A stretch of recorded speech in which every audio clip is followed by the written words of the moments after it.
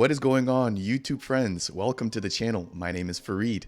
In today's video, I've got a very special guest who is going to be Brandon from the Yamfore team. Now, if it's your guys' first time hearing about Yamfore, they're going to be a DeFi lending and borrowing protocol launching on Cardano, offering no liquidations with the ability to have indefinite loans. That said, Brandon, welcome to the channel. How are you doing today? Hey, I'm doing good. Thank you for having me. Cheers. Not an issue at all. I'm looking forward to this interview. We were actually just chatting a little bit before I hit record here. And so I think we're going to kind of rehash what we talked about. I'm excited to have you on. Again, thank you so much for your time. But before we get started with this interview, if it's your guys' first time here on the YouTube channel, my name is Fareed. And as I mentioned before, my goal is to provide you guys in the community with the latest news, tutorials, and reviews when it comes to the top projects within the Cardano ecosystem. And so if these interviews, like the one that I'm going to be having with Brandon today, interest you, then please make sure to tap that like button. If it's your first time stopping by, consider subscribing. And if you guys have any questions or comments, then please make sure to leave those down below.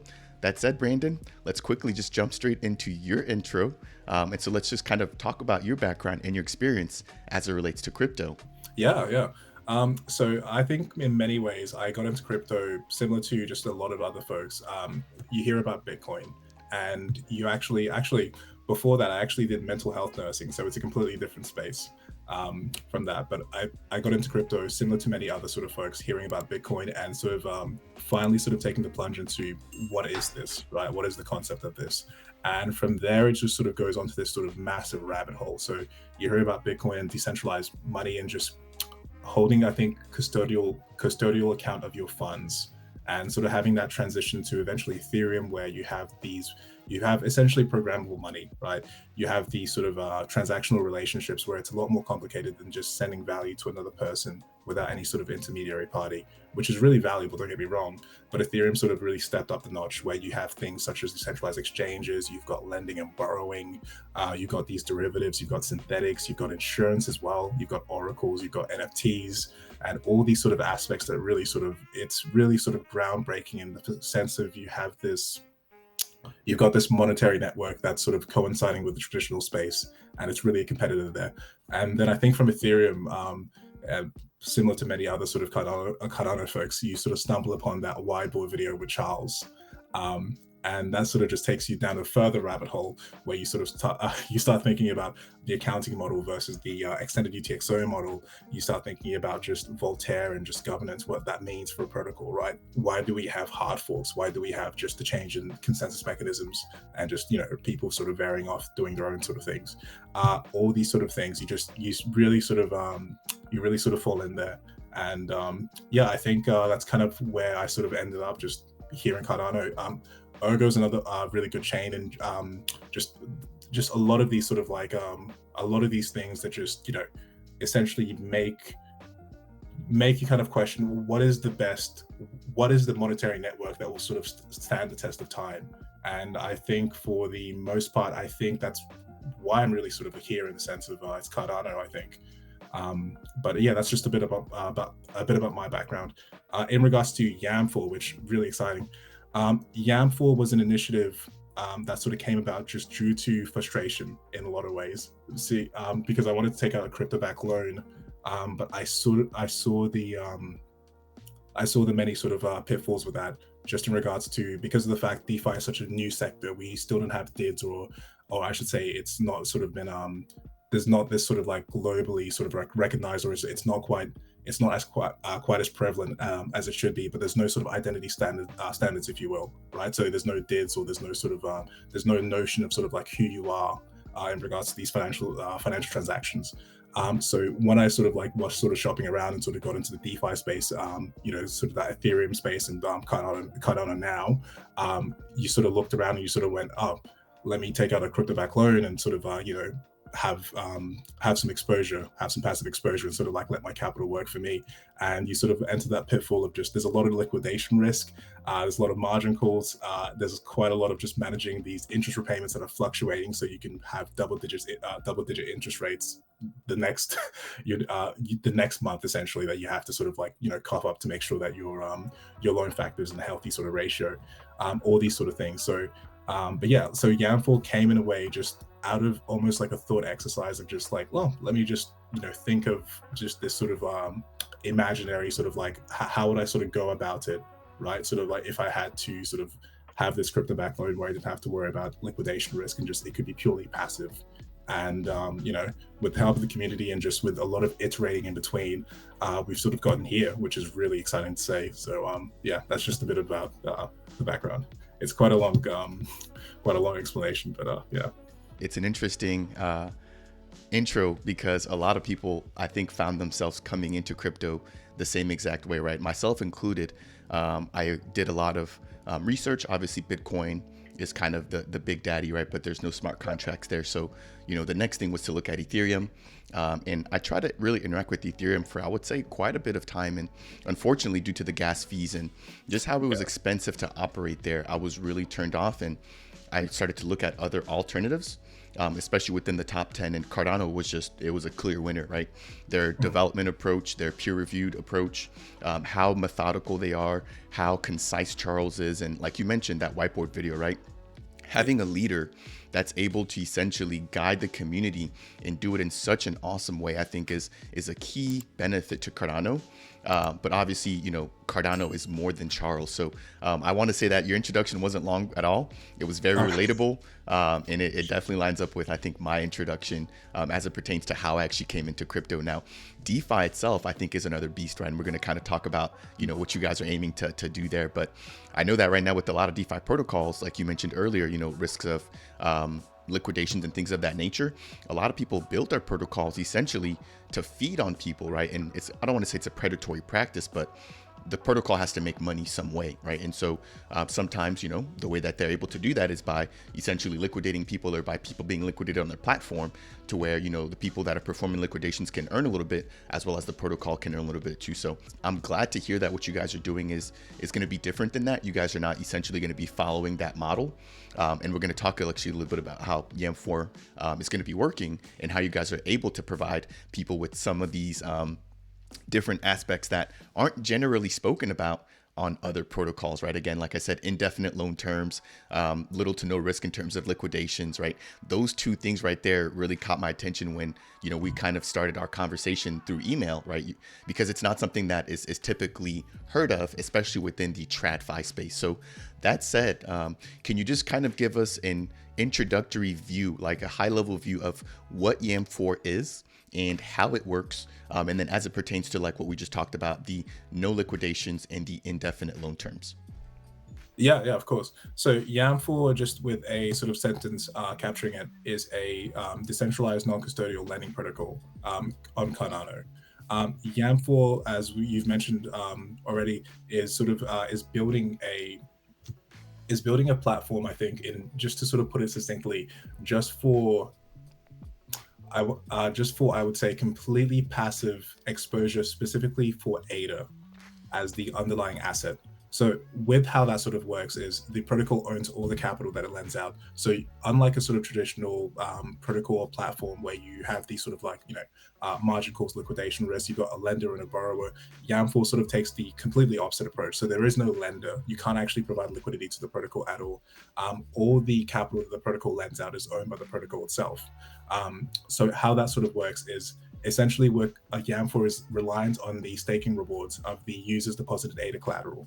So how that works is the user deposits ADA into the protocol.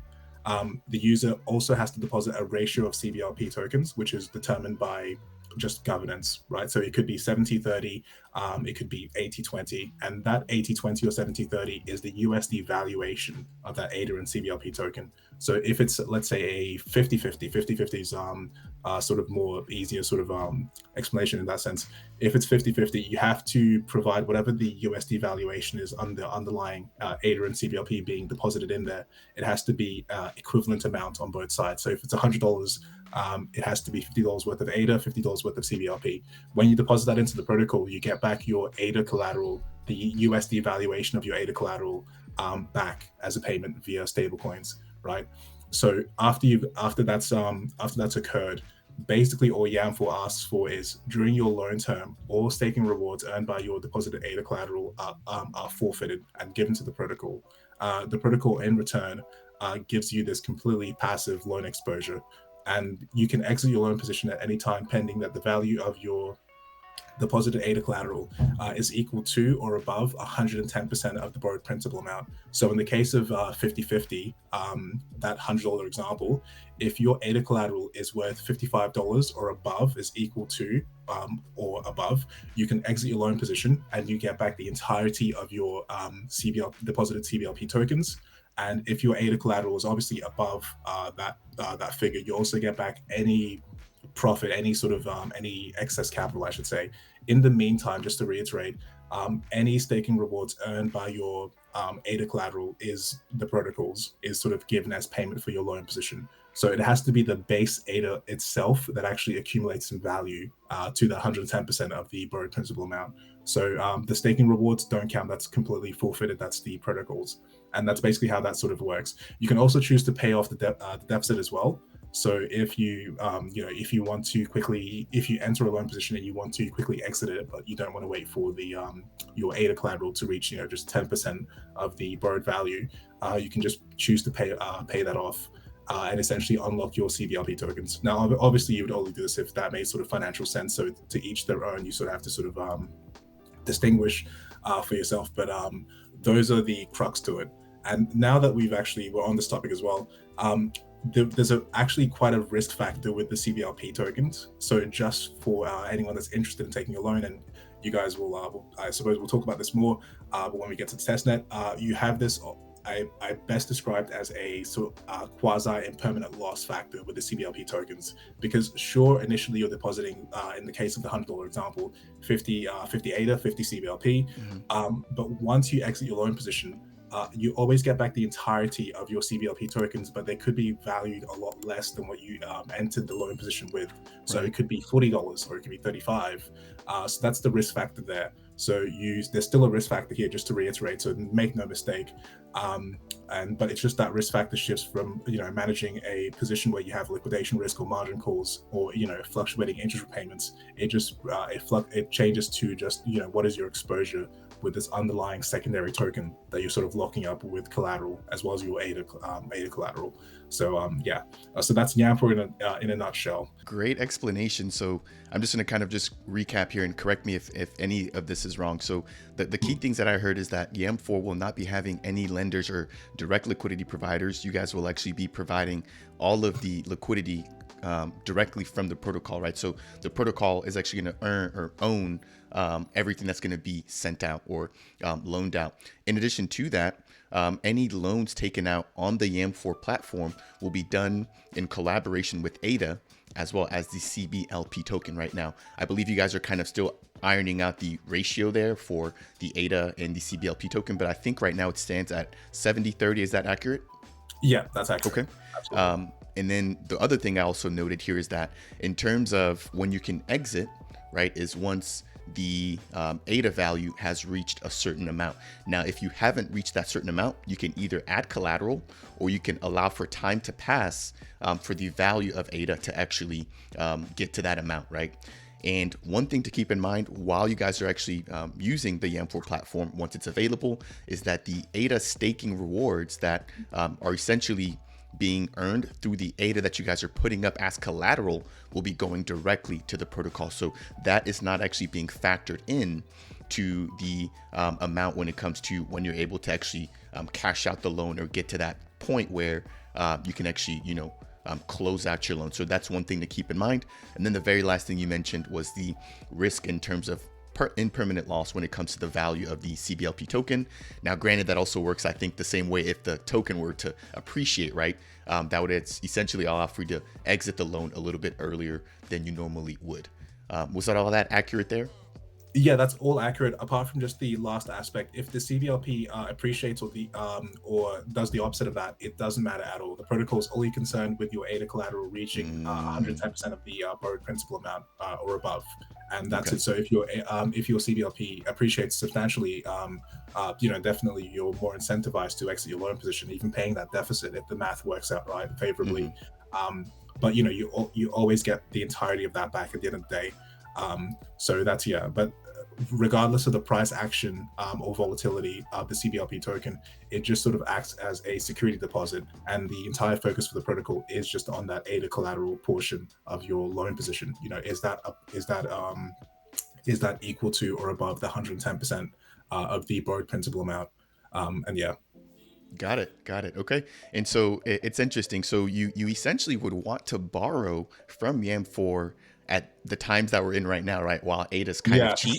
And then as ADA appreciates, you'd be able to exit your loan and essentially be sitting on profit. So it's an interesting concept. And I actually want to talk a little bit more about the CBLP token now that we're kind of hitting on that. So in terms of the tokenomics, it looks like the protocol treasury will be keeping about 50% of the CBLP token. Can you talk a little bit about the utility of the token aside from us, obviously using it as a portion of the loan when we're depositing into the M4 platform? Yeah. So the token has three main aspects to it. You've got the utility aspect, you've got the governance aspect, and you've got the appreciation aspect. We've touched on the utility aspect of you need the CBLP token to actually utilize YAM for itself. The governance is another one as well. Governance is essentially similar to many other sort of decentralized protocols.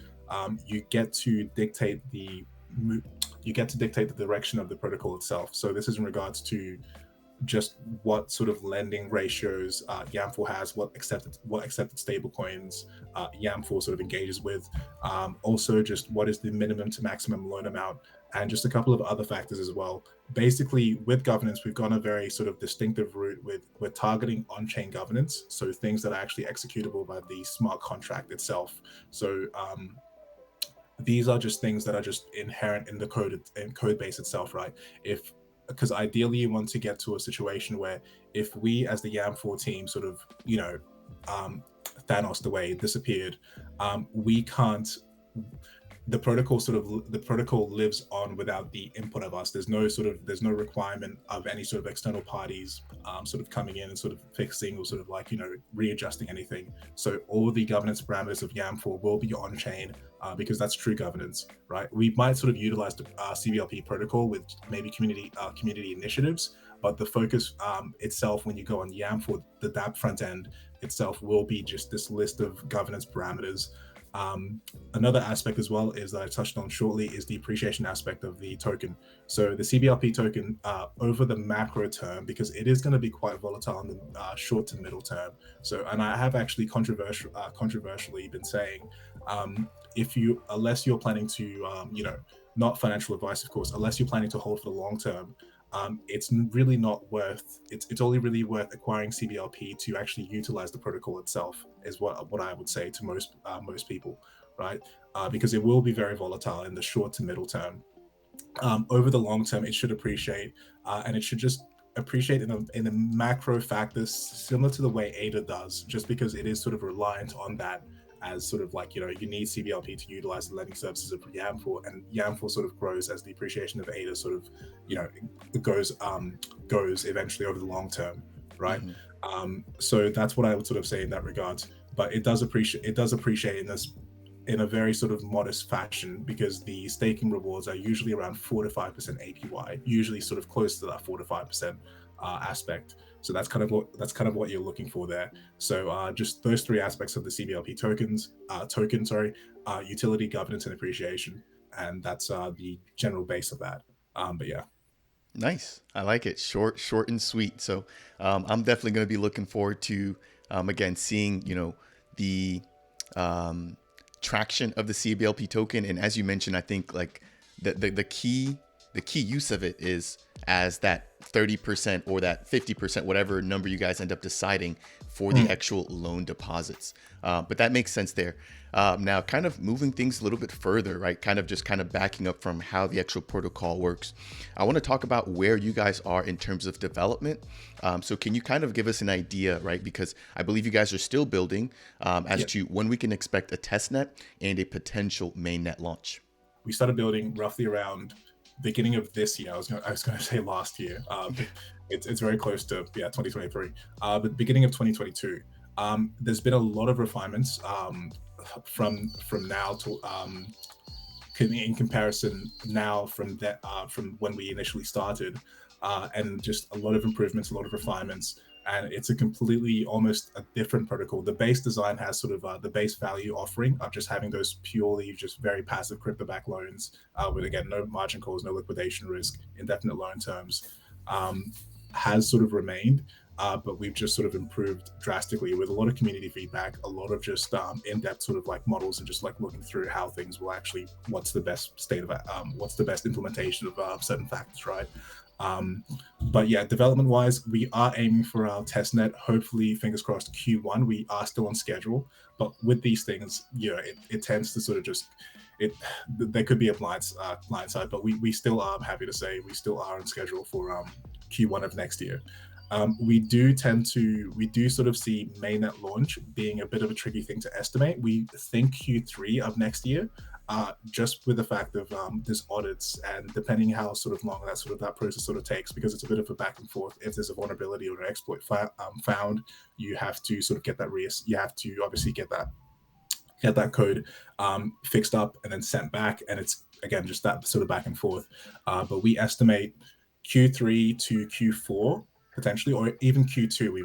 We've kind of, so that's obviously I've given you 3 quarters there, but I want to say Q3 of next year, around that sort of time schedule. I'm comfortable sort of saying that. But what we're sort of really sort of focused at the moment is just that testnet in Q1, just to sort of get that out to the community and actually get something tangible and let people actually have a hands-on experience with Yamfore. But apart from that, I think the audit is going to be the thing that actually really sort of really dictates how quickly we are with changing from testnet to mainnet. Because if you're in testnet, essentially it's one line of code that really sort of switches you on to mainnet. But obviously there's a lot of security aspects, and you have to also just confirm that this is the right sort of you haven't missed anything, right? Whether it's a governance parameter that you wanted to add on to the protocol, or or whether it's just anything that could be improved before officially launching, right? So Yeah, so it sounds like testnet Q1. And then for mainnet, it's kind of floating depending on how testnet goes. And then potentially if there's any black swan events, which we'll keep our fingers crossed, hopefully there's nothing like that pops up. But I think that's really kind of common within the space, right? So I don't think that people are going to be too frustrated, or I hope people are not going to be too frustrated if you guys obviously find bugs or anything like that. Because again, I think security is number one. Getting things on mainnet should always be number 2, right? We never want to just rush something out for the sake of saying, hey, we're on mainnet, and then now we're putting, hundreds of thousands of dollars, right, that people have earned on the line, right? So I think that that's a fair point, and that really makes sense. Now, also when it comes to the testnet, I think it's going to allow for people to essentially connect the dots with Yamfore, right? You guys are bringing a lot of different aspects that have not been done before to Cardano, right? And I think a lot of that is I don't want to say it's difficult to explain, but if somebody's new to DeFi, it might take a little bit of time for them to understand what you guys are doing, and giving them something that they can play with, right? Like a sandbox environment, which is essentially what a testnet is.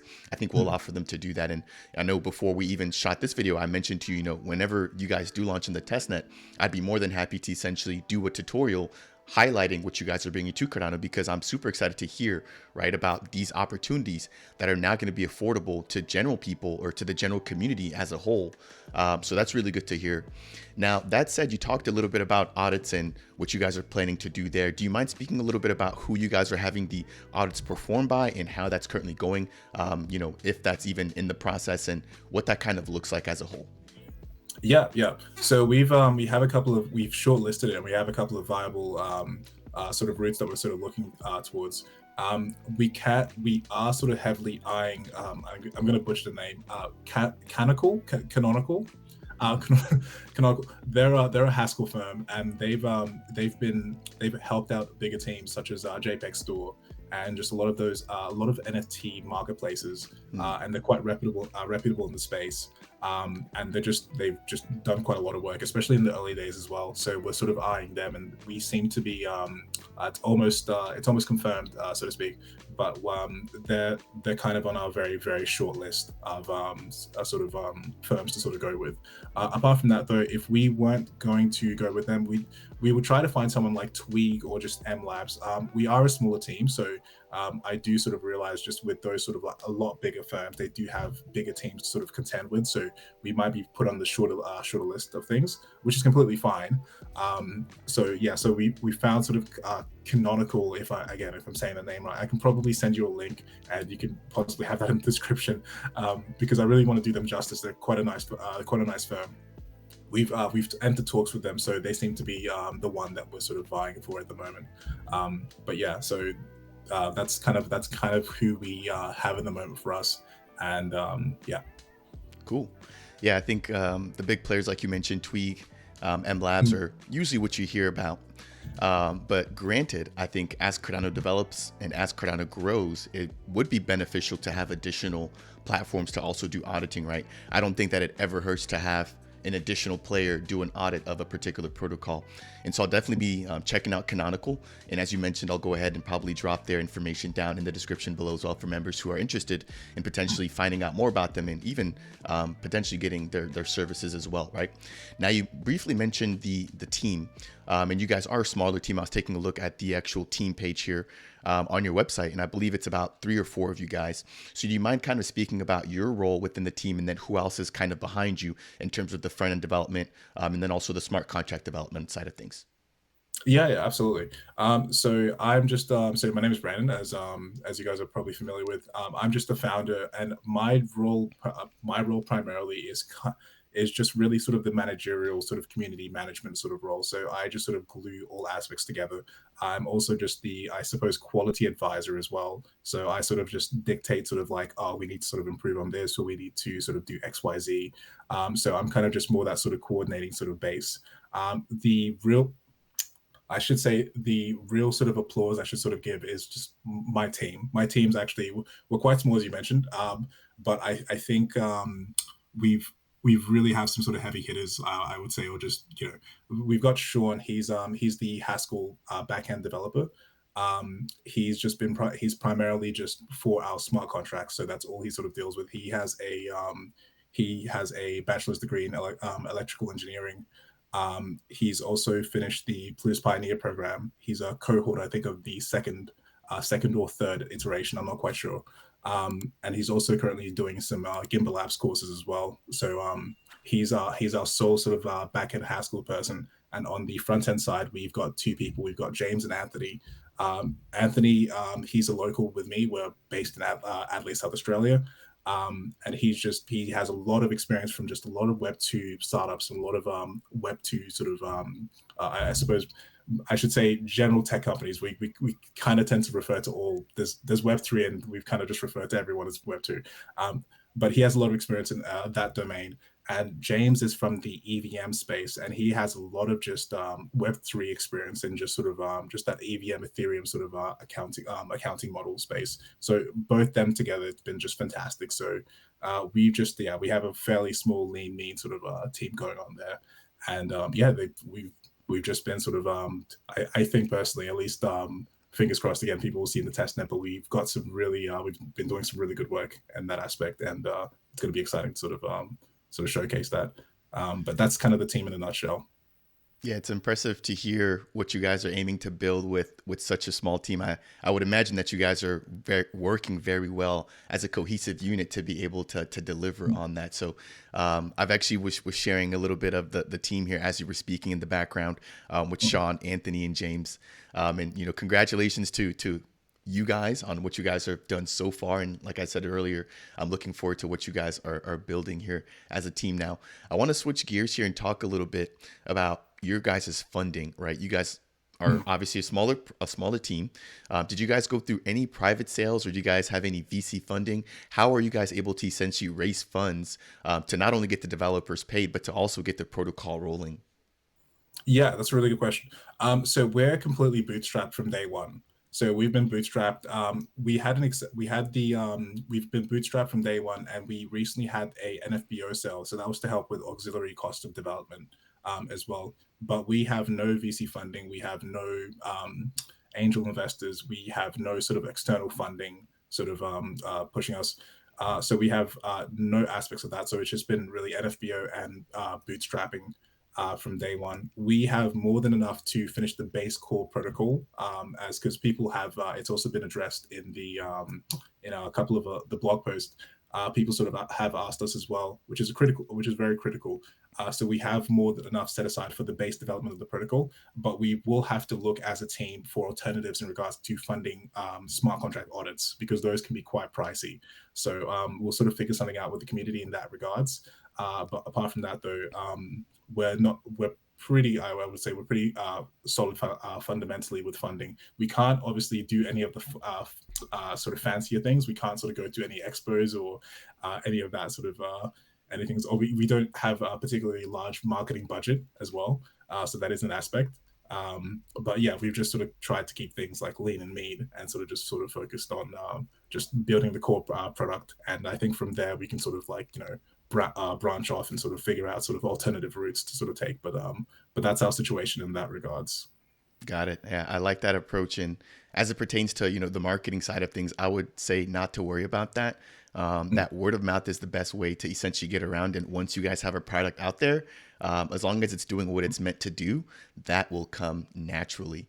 Again, obviously, I wish you guys the best of luck, but I don't necessarily think that that should be where all of the main focus goes is into marketing. We've obviously seen with the likes of FTX, which focused heavily on marketing, right? Where that essentially got them. So marketing is not the end all be all. Obviously, we don't want to skip over it because it is important. But I think that, the saying of, build it and they will come is very true, Yeah. right? Get the product out there, deliver on what you guys have set out in the roadmap and in the white paper or light paper, and the eyes and the attraction will come naturally. Now, that said, Brandon, we are going on about 30 minutes or so of this particular interview. I've got two more questions I want to ask, and then we're going to go ahead and close out. And again, I want to thank you very much for your time. And so moving things along, what are the future plans, or what is your future vision for Yamfore? Obviously, you guys are building right now, aiming to get on the testnet and then on the mainnet. But like, where do you see Yamfore, in the future, 2, 3, 4, 5 years from now? So it is a hard one to sort of think about. I do think just refining on the idea and just getting more scalability to Yamfore. So Yamfore, just because of the fact that there's lack of external I should say lenders, I should say more accurately speaking, there's a lack of direct lending capital being deposited into the protocol. It means that the protocol is going to be just quite demand is always going to exceed supply, which is not the worst problem to have, but it does, it's not quite ideal because you can't service everyone that's interested in the loan. So we do have some initiatives in the sense of the liquidity treasury, which is basically just where 50% of the tokens are given to ADA, um, basically liquidity providers to Yamfore, in the sense of they're depositing the ADA collateral into the protocol, and the staking rewards are being forfeited for CBLP token rewards based on supply and demand dynamics. So we do have that initiative going on, but at the same time, I'm sure once we sort of get our footing and again, smarter people than me, because I'm not really that smart, sort of get a hold of that, hold of the idea or interest in the idea. They can sort of that there can be sort of a figuring out of just a better, more scalable method, right? But while still sort of keeping the notion of this completely passive, just liquidation free sort of loan exposure, which is really interesting as well, because I haven't even touched on it, but because of the fact of when you enter a loan position with Yamfore, you don't really have to worry about any of these sort of there's no margin calls, there's no liquidation risk. It's a really passive loan position, no interest repayments, etc. It's represented as an NFT, and with that NFT, you can do some really interesting things, such as trading it in a sort of sideways market, for instance, or potentially hedging your bet. Right. So if ADA goes down tremendously down, because that CBLP token will most likely be around the sort of same valuation, give or take, or things could really sort of fluctuate. You can essentially sell that to sort of hedge your loss and sort of buy back in at a sort of cheaper price, if you will, right? So it's sort of that saying of you're down in dollars but up in sats, from the Bitcoin sort of crowd, Satoshis. Or you can even do something such as sort of obviously I wouldn't recommend this, even sort of leveraging that position by taking a loan against that loan position, because you can use that as collateral. So that's just where it gets into the DeFi madness. But yeah, I think just refining the idea of Yam4 is what I can sort of see us sort of focusing on for at least a short term to middle term, and Mhm. then maybe sort of expanding out, maybe um, adding in DIDs, also some sort of identification method, and just sort of yeah, going from there. Yeah, I think you guys are obviously off to a great start with, just the base DeFi protocol, the governance platform also coming. I would assume that, as you guys gain traction, that the team will grow, and that you guys will be adding additional features, i.e., what you just spoke about there. So I have great confidence in you, and you're definitely not. You're a smart person. Earlier, you said that you're not a smart person. You're a very smart Oh person. You're no, very no, articulate. You know what you're talking about. So I appreciate that, but I will take that with a little bit of salt. You're a very humble man. no, no, thank you. I've had the pleasure of just entering some Twitter spaces with some of the top IOG just Cardano folks, and it is incredible. Like it really sort of just solidifies like why we're here in general. I would say, right, because these are just if entering just a room with the builders and you sort of hear just the intricacies and just the detail to attention. But thank you. Those guys are on a different level though. Oof, boy. Yeah, no, I Thanks. completely agree, and I think that's why a lot of us are here within the Cardano space building in general, is because we believe not only in what the blockchain is doing, but we also believe in the developers behind the blockchain, and we all have different ways to contribute, right? Like I'm definitely not a Plutus developer or Haskell guy. I'm a content Oh, neither am creator. I. Yeah, Neither am right, I. right. And it's like we can all give back in certain ways. You're giving back in the sense that you're building on top of what they're already building at a base layer, right? Yeah. So it all kind of works together, and that's why it's an ecosystem, right? Everybody has a different part to play, and as long as you're able to play your part correctly, no one's going to fault you for that, right? And I think everybody has something to gain from all of this. And obviously, like I said, I'm very, very happy to have you on this channel and to be able to do my part in covering Yam4. And so this is going to bring us to a close, Brandon. Again, thank you so much for your time. If there's anybody out there that's watching this video that's interested about finding more about Yam4, what's the easiest way to get in contact with you and the team? Yeah, so we have all our socials up. We have a Twitter, we have a Gitbook, we have Discord. You can easily Google Yam4 and you'll see all our socials, or you can even just go to the website directly, www.yamfor.com. And we're just out. We should be the first result in there. It's a fairly unique name as well. But I can also sort of send through our social links just to sort of add on the description as well, just to make things easier as well. But otherwise, we're quite findable in just a lot of the networks. We have everything but Telegram, I believe. But yeah. Yep. I'm actually sharing this on the screen right now with my viewers. You guys have a Oh, Discord, thank you. Twitter, looks like Medium, and then also a GitHub page. Now, that is going to be it. Is there any other closing thoughts that you have that you want to share with the community before we wrap this video up?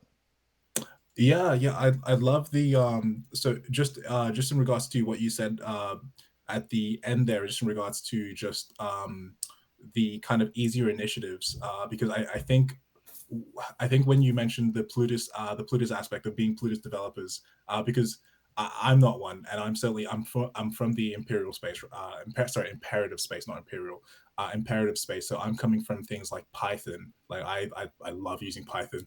I'm not the best, obviously. I program just as a hobby. I'm not the best programmer. I'm nothing crazy per se, but I did try to. I picked up a copy of Learn You a Haskell, and I Hmm. did try to work my way through there, and it's coming in slowly. But once I saw initiatives such as Icon, that was just such a game changer for me, because Icon, for people that don't know, Icon is a smart contract alternative smart contract language for Cardano, and it what happens is it's using similar syntax and sort of similar syntax to more familiar languages such as Rust or C++, TypeScript, and it's just compiling down to untyped Plutus core.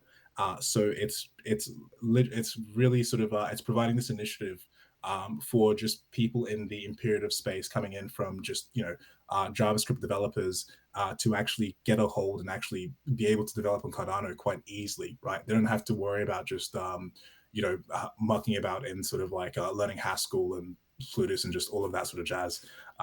So yeah, I just thought I'd sort of mention that and just give a shout out to that because they're doing some amazing things over there, and I'm just a big fan of that team. And yeah. Yeah, thank you for sharing that. This is actually my first time hearing about them, so I'll definitely be diving into them following this call. I also want to give a shout out to the Mesh SDK team, right? They're Oh also yeah. building a very Mm. similar platform to where they're abstracting all of the low level stuff to where they're providing the community with an SDK. And I've actually got something that's still under wraps right now, so I don't want to share too much about it. But I've got something that's actually using the Mesh platform. And I am by no means a developer, right? Like content creation is my gig. And I was able Mm. to get something up and going where I'm actually interacting with different wallets and things of that nature. So shout out to Icon, shout out to Mesh Team. Again, just simplifying the building on Cardano, which I think will also simplify the adoption of additional developers, which benefits us all in the grand scheme of things. All right, Brandon, I appreciate your time again. Very humble, awesome speaker. And if there's anybody who's interested in finding out more about Yamfore, again, check the description down below. I'm going to go ahead and leave the links to all of their socials down there. All right, guys, that is going to wrap it up for today's brief interview and introduction to the Yamfore platform with Brandon, who is their founder and CEO. Again, if you guys found this information to be helpful, then please make sure to tap that like button. If it's your first time stopping by the Dapp Central YouTube channel, then please make sure to consider subscribing. And if you have any questions for myself or Brandon, then make sure to leave those down in the comment section below. That said, I will see you guys in the next video.